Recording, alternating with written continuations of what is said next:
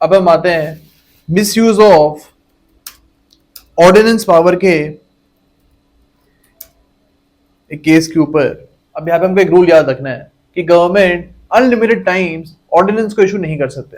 Suppose government ने एक issue के ऊपर ऑर्डिनेंस निकाल दिया है एंड इसके बाद पार्लियामेंट में जाते नहीं है, बार बार ऑर्डिनेंस इशू करते रहते हैं।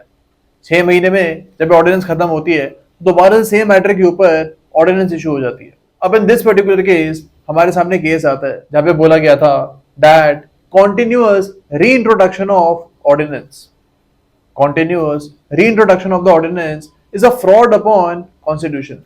यहाँ पे सही तरीका यही होगा कि पहले आप ऑर्डिनेंस इशू करो एंड इसके बाद इस मैटर के ऊपर आप पार्लियामेंट में जाओ एंड इस बिल को पास करो। बार बार सेम इशू के ऊपर आप ऑर्डिनेंस इशू नहीं कर सकते हो। This was the case of Krishna Kumar Singh versus state of Bihar 2017 Supreme court.